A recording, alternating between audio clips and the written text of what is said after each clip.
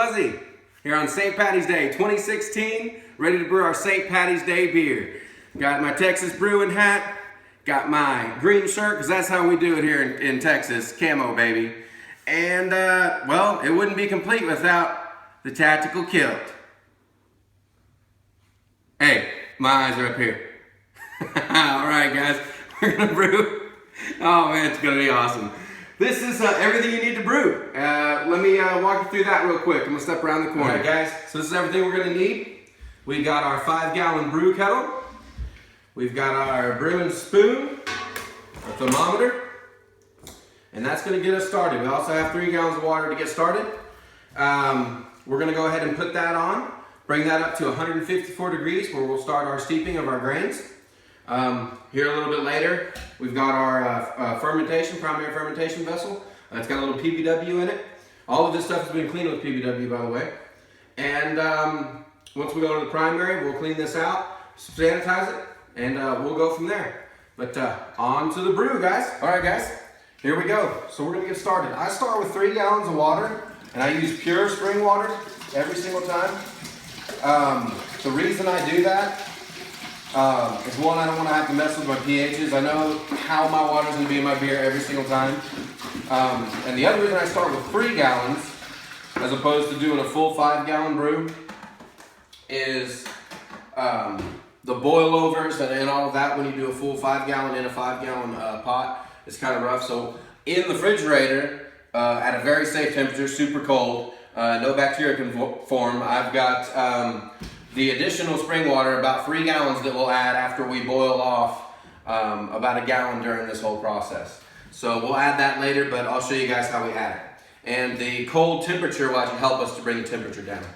But in the meantime, we're just adding 3 gallons, and we're gonna bring this up to 154 degrees. See you guys at 154. All right guys, we are about 120 degrees right now. I'll show you here in a second. Anyway, about 120 degrees, and we've got a nice half and half. Home brew on the bottom and Guinness on top. Cheers, guys. St. Patty's Day. All right, ninjas. We've got to 154 degrees, just a little bit higher than that. That is okay, as long as you don't get over 170. All right, so what we've got, this is our grain bill right here in the muslin bag. We've got Avant-Garde Pale Ale, and we've got Caramel 60. I'm not going to give you guys the exact bill on this one just because this is Texas Brewing's recipe, and I want you guys, if you want this recipe, to go to their website and purchase this from them. So we're going to go ahead and put this in, just like a tea bag. You can go ahead and dunk it a couple times, kind of get everything flowing. Get that water nice and saturated.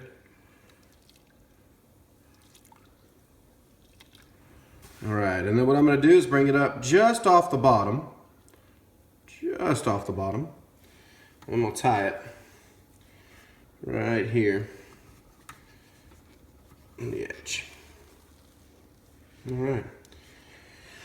And now we let that steep for 30 minutes, and we'll see you back then. All right, ninjas. We have completed our steep time for our grains. It's really important right now that you do not squeeze the bag or you're going to extract tannins. I will go ahead and get some of the wort and just kind of pour it down over it. It is going to be a wort at this point.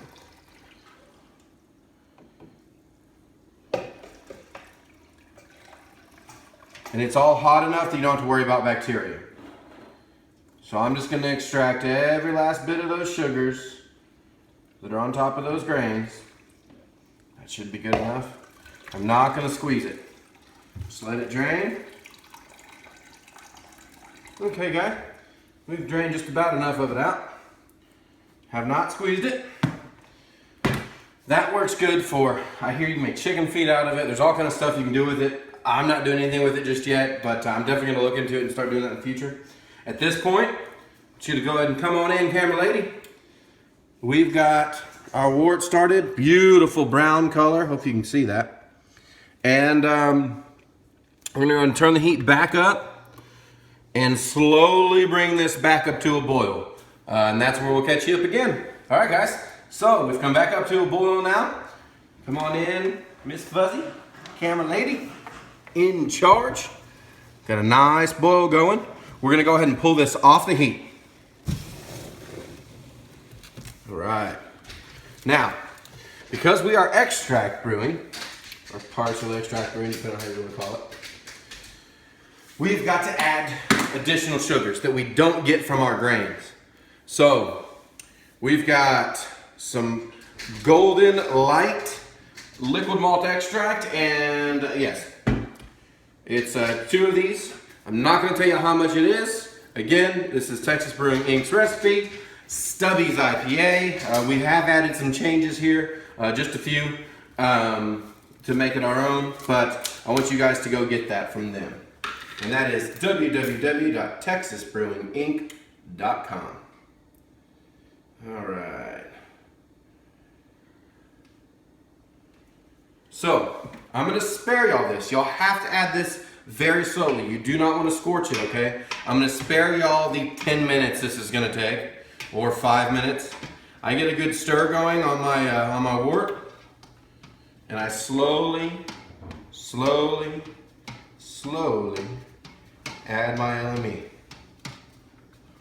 Y'all can see how slow that is going in. It takes me a very long time. There's no reason to rush this. The more TLC you put into this, the better your beer. All right, guys. Like I said, it is going to take such a long time. I'm actually going to cut this out of the video, and I'll catch you guys back whenever I get done. All right, guys. This is the second can. You can see we're almost done. It's definitely changed colors. What I do is I get my spoon in there, and I get out the majority of it. I'm not really too terribly worried. There's a good vortex going on in there right now, so I'm not worried about that getting mixed up. Not too worried about getting all that. Hey, you can actually take this stuff. It's super sweet. So if you don't get all of it out of the bottom, you can actually take what's left in there, put it on your pancakes or your waffles in the morning. It tastes super good. It's sweet, just like syrup. All right, guys. So I'm gonna continue to stir this for just a second. Just ensure that I got absolutely everything off the bottom, because when I get done, I always miss just some. No matter how thorough I am, I always miss just that bit. Okay. Now, our next step is to bring this back to boil, and we start our official boil. If you're all grain brewing, this is kind of where you kick back off. All grain is completely different. We are going to start doing that as soon as possible, but we have a baby girl coming, so that is going to eat up some of that all grain brewing equipment money. All right, guys. Good. We're going to slide this back over to the burner. You can hear it starting back up. All right, guys. We'll catch you when this starts boiling. All right, guys.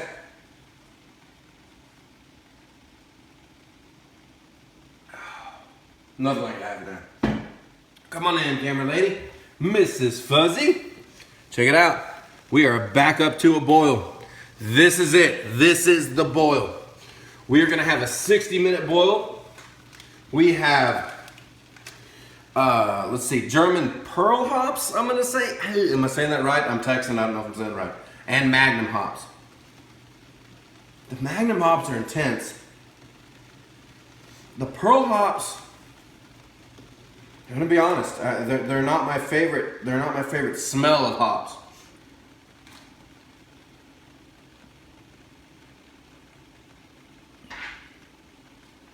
They have a good flavor though. Good, I always do that. All right, so we're going to go ahead and add our Pearl hops.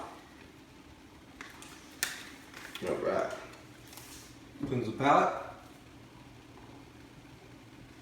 Oh yeah. They're Magnum hops. These smell amazing.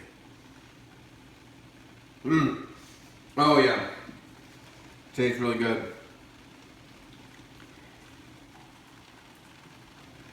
Good stuff. All right, guys, I'm gonna zoom in on this. Green hops on St. Patty's Day. All right. Come on, Miss Fuzzy. Gonna add these hops in. Look at all that green. Green. St. Patty's Day. Woo! There it is. Acted like it wanted to boil over, but it didn't. All right, that's all of our hop additions. Start. Now we're gonna do a 60-minute boil, guys. Oh yeah, watch this real carefully. Keep your brew spoon ready, because this will try to boil over on you. Oh. Whoever invents Smell-a-Tube instead of YouTube is going to be a billionaire. That is phenomenal. All right, guys, so we're going to start our timer. 60 minutes. Oh, I lied to you. I'm going to add another hop addition. So we're going to do 45 minutes. Because with 15 minutes to go, we're going to add some Centennial hops. Centennial hops. Centennial. All right, guys.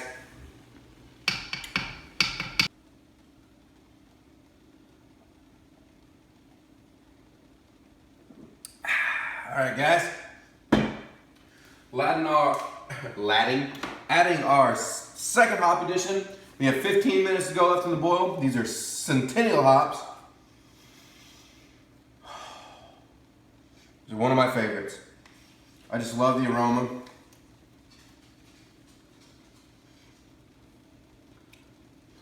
Oh, taste is phenomenal. These are one of my favorites. All right, come on, Miss Fuzzy. Let's add them in.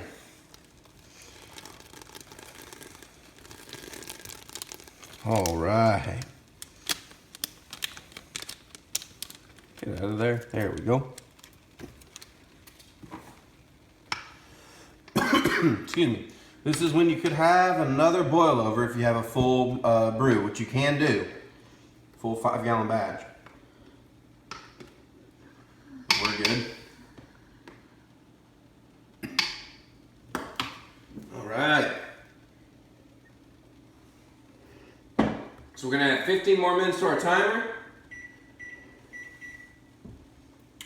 And start it up. We are ready to go, guys.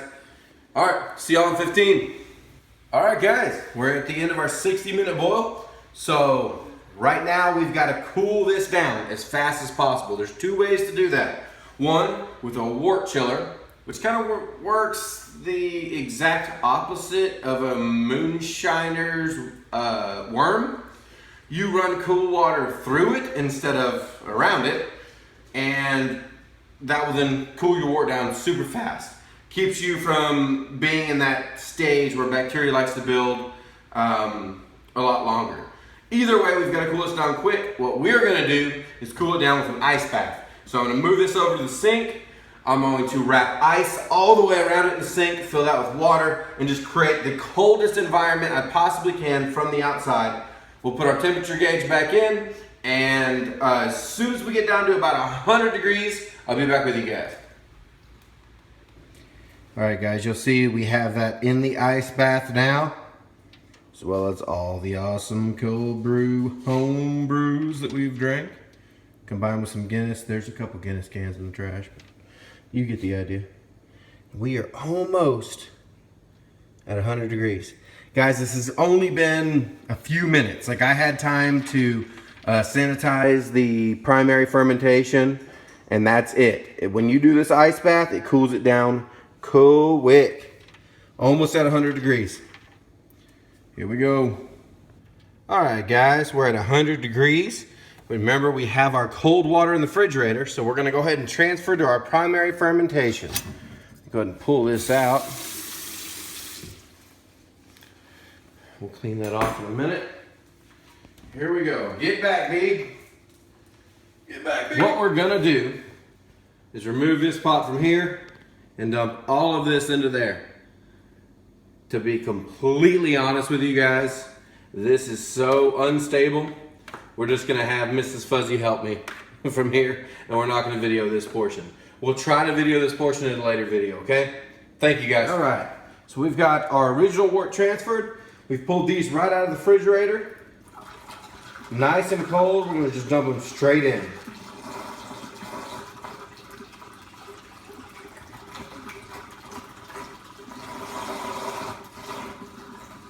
All of this is also really oxygenating that wort, as you can see at the bottom.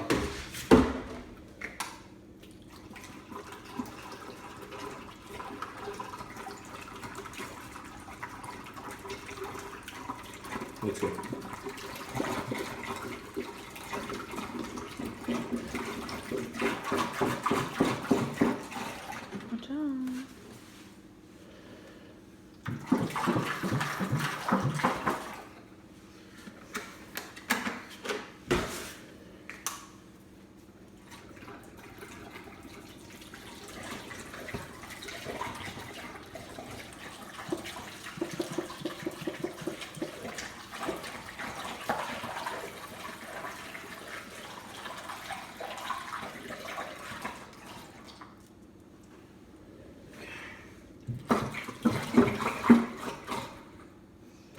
All right, we added about a half a gallon extra because I do plan on continue this St. Patty's Day theme throughout this process, and we're gonna do the whole hops as a dry hop addition in secondary fermentation.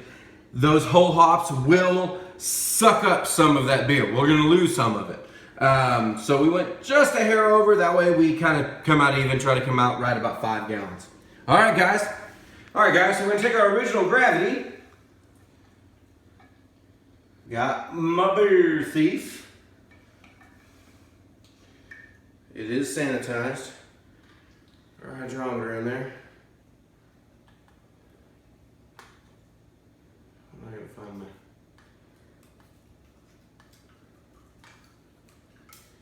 Okay. Wow. 1060. It's right where we're supposed to be. It's gonna be a great beer, guys. All right, guys. So that water addition is added.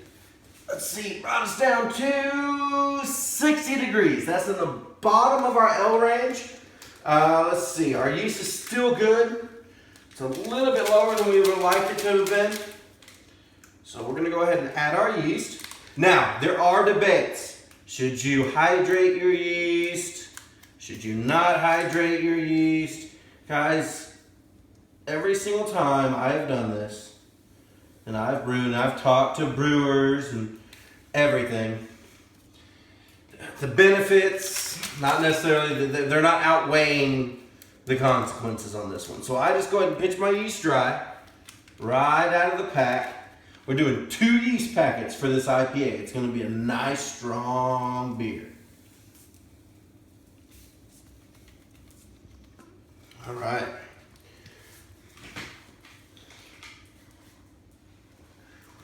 Now, we're gonna aerate it for 2 minutes. All right, guys, our wort is aerated. We're gonna go ahead and add our sterilized airlock and put some super high quality vodka in there. I think even the camera lady laughed. All right, our airlock's ready to go.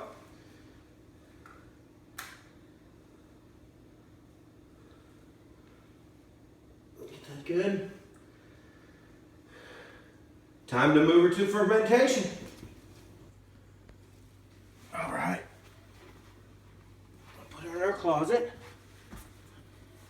Read the temperature.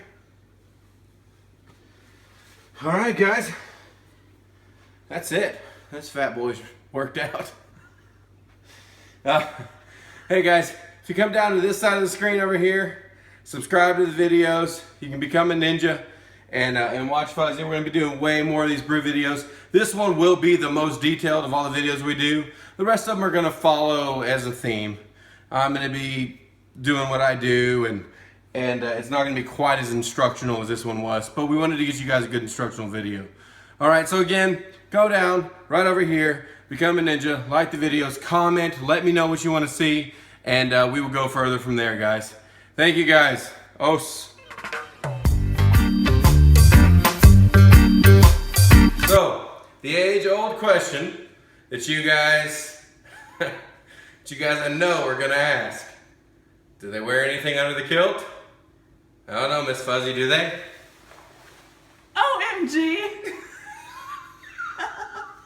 OMG. She talks in text. Well, hey, that's the answer to the question, guys. She had no idea. There it is. All right. Dos.